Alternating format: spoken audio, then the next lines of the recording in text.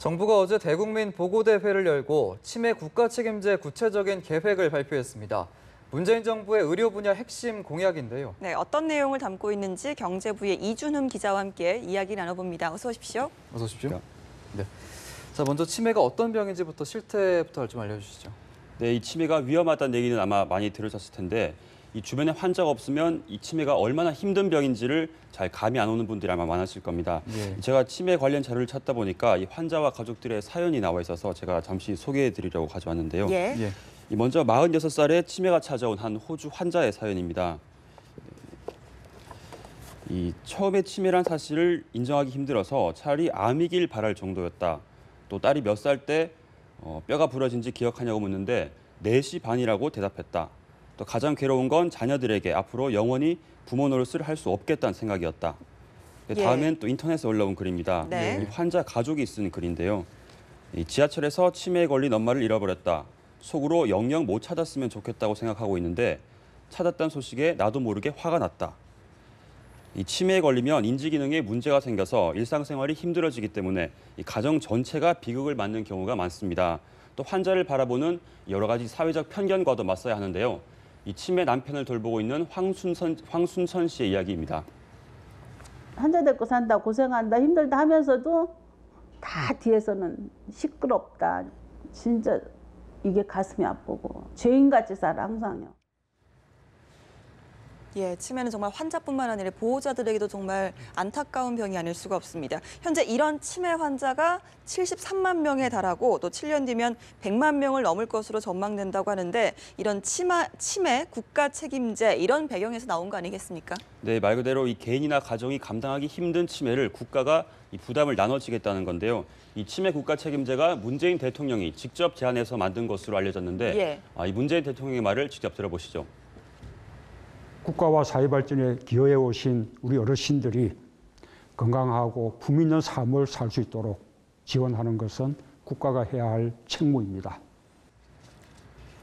예, 국가가 책임을 진다고 하는데 구체적으로 어떻게 책임을 진다는 겁니까? 네, 그래픽을 먼저 보시면요. 크게 3가지 기관이 등장을 합니다. 이 기관들은 새로 만들어지기도 하고 기존에 있던 곳을 활용하기도 할 텐데 먼저 치매 안심센터를 252곳까지 늘려서 환자를 발견하고 상담과 조기 치료에 나서면서 관리를 시작하고요. 예. 이렇게 찾은 환자를 치매 안심형 주야간 보호시설과 요양시설에서 치료를 합니다. 또 이상행동이 심해서 이 시설에서 감당하기 어려울 정도인 중증 환자는 치매 안심 요양병원에서 집중 치료를 받게 하겠다는 겁니다. 예, 또 이번 정책 중에는 이제 모든 치매 환자가 건강보험 혜택을 받겠다 이런 내용도 있는데 이거 어떤 내용입니까? 네, 이 내용은 이제 사례를 통해서 한번 알아보겠습니다. 예. 이 건강보험공단의 실제 민원으로 올라온 내용인데요. 이 84살 할머니가 최근에 치매가 심해졌습니다. 이 동네에서도 집을 못 찾고 냄비를 태워서 이 집에 불이 날 뻔하기도 하고요. 그래서 이 맞벌이 부부인 자식들이 낮 시간에 시설을 이용하려고 노인 장기 요양 서비스를 신청했는데 이 등급 외 판정이 나온 겁니다. 예. 예. 이 정도면 근데 상태가 좀 심각한 편 아닙니까? 네, 이 장기 요양 서비스가 1등급에서 5등급까지 등급이 나눠져 있는데 이 문제는 등급을 판정을 할 때 신체의 기능 상태, 즉 얼마나 건강한지가 이 중요한 기준입니다. 그래서 예. 이 건강에는 문제가 없는 할머니가 탈락을 한 건데 또 5등급을 받으려면 이 치매 판정을 또 받아야 하는데 이 과정이 또 만만치가 않습니다. 그래서 이 할머니 같은 경증 치매 환자들이 여태까지 이 혜택을 못 받아왔는 건데요. 네. 예. 앞으로는 모든 치매 환자가 이 서비스를 받을 수 있도록 제도를 바꾸겠다는 겁니다. 현재 이 때문에 이 5등급의 문턱을 낮출지 아니면 이 경증 치매 환자를 위해서 새로 6등급을 만들지 논의가 진행 중입니다. 예, 말씀하신 것처럼 이제 건강보험 혜택을 늘리면 아무래도 이제 개인이 부담하는 진료비가 좀 낮아진다 이런 의미로 봐도 되겠습니까? 네, 앞으로 이 신경 임지 검사 같은 이 치매 진단에 필요한 이 비싼 비급여 검사들이 이 건강보험에 적용을 받습니다. 예. 그렇기 예. 때문에 앞으로 검사비, 진료비 등이 줄어서 당장 다음 달부터 이 중증 치매 환자의 경우에 최대 60%에 달했던 본인 부담률이 10%까지 감소한다는 게 정부의 설명입니다. 예. 또 사실 이게 집에서 환자들 돌보는 분들이 한 달에 10만 원씩 꼬박꼬박 나가는 기저귀 값이 상당히 부담이었을 텐데 이 비용까지 지원을 한다고 하는데요. 네. 이 정책을 한마디로 이제 정리를 해보면 이 치매 인프라는 늘리고 국민들의 돈 부담은 줄이겠다는 건데요. 이 박능우 보건복지부 장관의 말을 직접 들어보겠습니다. 치매 가족 여행 비용 지원, 치매 파트너스, 치매 안심 마을 조성 사업과 치매 노인 공공후견 제도 등을 시행을 하고 IT 기술을 활용하여 치매 어르신의 실종을 예방하는 치매 노인 실종 제로 사업을 실시하겠습니다. 네, 그런데 자료를 보면 벌써 환자가 73만 명이고 2024년에는 100만 명, 2050년에는 270만 명 이렇게 계속 늘어날 전망인데 그렇다면 예산도 눈덩이처럼 좀 불어날 것 같은데 실현 가능할까요?